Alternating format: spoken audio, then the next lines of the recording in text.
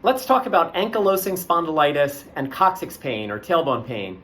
I'm Dr. Patrick Foy. I'm an MD or medical doctor, and I'm the director of the Coccyx Pain Center or Tailbone Pain Center here in the United States, online at tailbonedoctor.com. Ankylosing spondylitis, what does the term mean? Ankylosing refers to joints that have stiffness or rigidity or even fusion between one bone and the next across a joint or across a series of joints. So that's the ankylosis or ankylosing.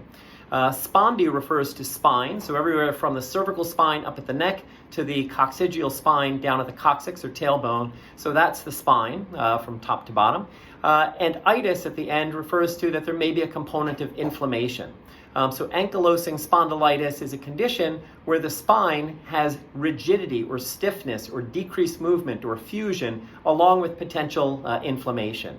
Now, because the coccyx is part of the spine, it's the lowest part of the spine, it's not surprising that the coccyx can be involved in ankylosing spondylitis. So you can have stiffness or rigidity or decreased movement at the coccyx. And the reason that creates a problem is that here's a plastic model of the spine, lumbar spine here, then the sacrum, and then the coccyx, here down at the bottom. And if we look from the side, you can see when you sit and you're sitting on a chair, for example, the coccyx is supposed to flex itself slightly forward by about 20 degrees, so it tucks itself a little bit into the pelvis, so it's not hitting as directly against the chair. If the coccyx is rigid or stiff or fused and fails to flex forward, then it's going to hit into the chair, have more pressure on the tailbone, and that can be a source of coccyx pain or tailbone pain.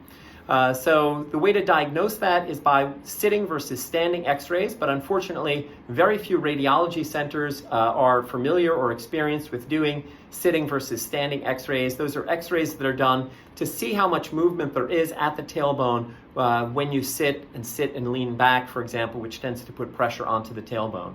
But that would be the way to officially diagnose whether there is decreased mobility at the coccyx in a condition like ankylosing spondylitis.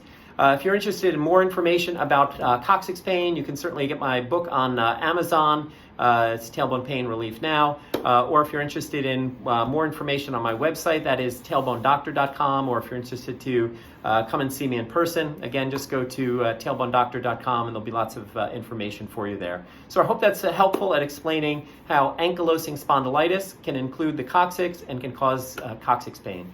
Okay, bye-bye now.